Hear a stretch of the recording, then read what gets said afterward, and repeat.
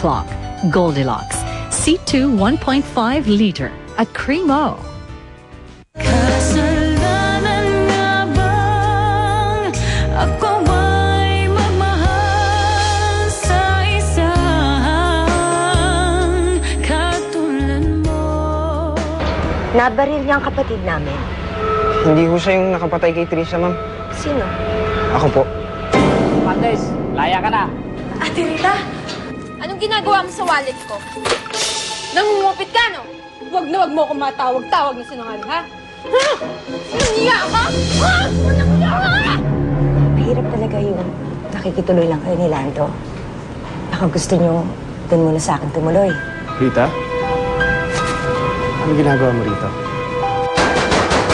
Ay, sino ba yung hinahanap niyo dyan? Asa na mga Domingo? Lumipat na sila simula nung namatay si Tricia. Ibig sabihin, doon na kayo titira sa Ritang yun? Oo, tay. Inalok niya kami ng tulong. Dito na sila titira sa atin? Ano naman ang nakakagulat doon? Ayoko lang naman maulit yung nangyari katulad nung kay Ate Tricia. Pwede ba? Huwag mo nang pinakikialaman ang lahat ng desisyon ko. Welcome home. Halika kayo, pasok kayo. Pasok, pasok. Ito na magiging bagong tahanan niyo mula ngayon. Boyito?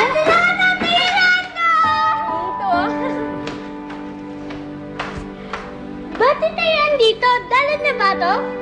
Hindi sila dumadalaw lang sa'yo, Buito. Alam mo ba, mas nakakasama mo na palagi ang Kuya Lando mo at ang Ate Lorna mo kasi dito na rin sila titira. Yeah! Dito na tayo titira? At makakapaglaro na tayo araw-araw.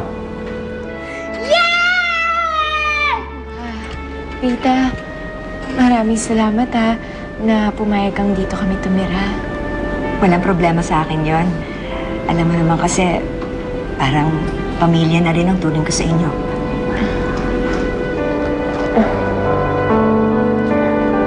Pakita mo sa akin yung kwarto mo. Dito yan! Siya nga pala, Lorna.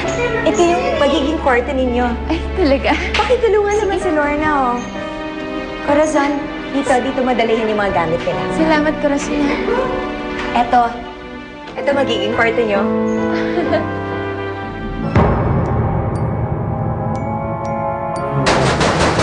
Ay, sino yung hinahanap niyo dyan? Wala na akong nakatira dyan.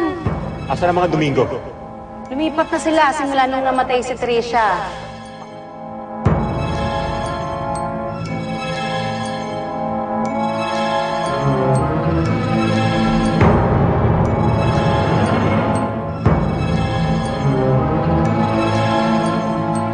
Hindi pwede. Hindi pwedeng basta ka nalang mawala, Danica. Babalik ka sa akin. Dahil akin ka. Akin ka lang. Hindi ako titigil hanggat hindi kita nahanap. Lando, ang ganda ng kwarto natin, no? At alam mo, ano pinakamaganda sa lahat? Wala nang manggugulo sa atin dito. Matatahimik na tayo. At makakasama pa natin si Nabuyito at saka si Corazon. Masyadong maging komportable. Panandilian lang ang pagtira natin dito. Alam mo, Lando, kahit naman tumagal pa tayo dito, okay lang naman sa akin yun eh. At saka mukha naman bukal talaga sa loob ni Rita yung pagpapatira niya sa atin dito. Alam mo, nararamdaman ko, mabait talaga si Rita. Ako magkakasundo talaga kami.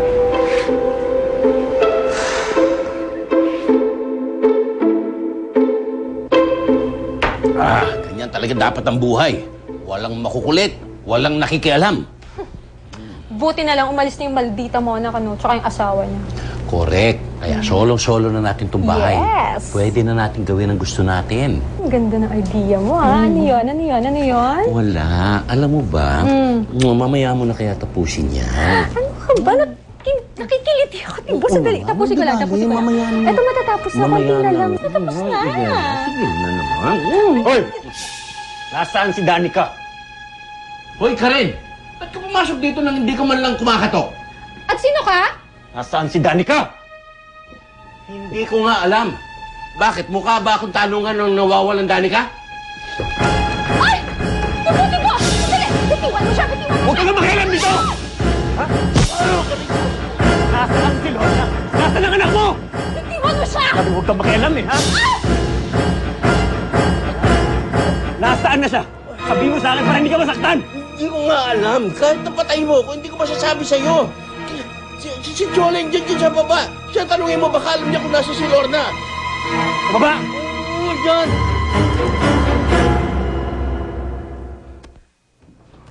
Hayop ka! Walang niya ka! Huwag na lang kang babal, tita! Uupakan kita! Okay ka lang ba? Mahal ko. Masakit dito. Masakit dito. Tagal nga natin. Sige. Dito pa. Dito pa.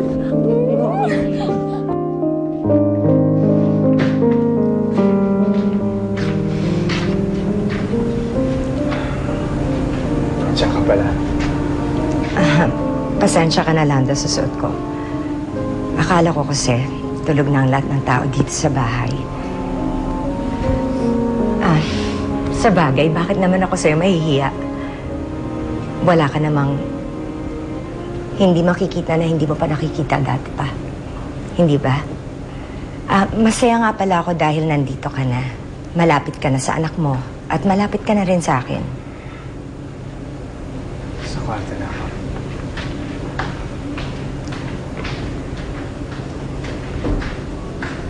Ngayong nandito ka na sa hawla ko, hindi magtatagal at babagsak ka rin sa mga kamay ko, Lando.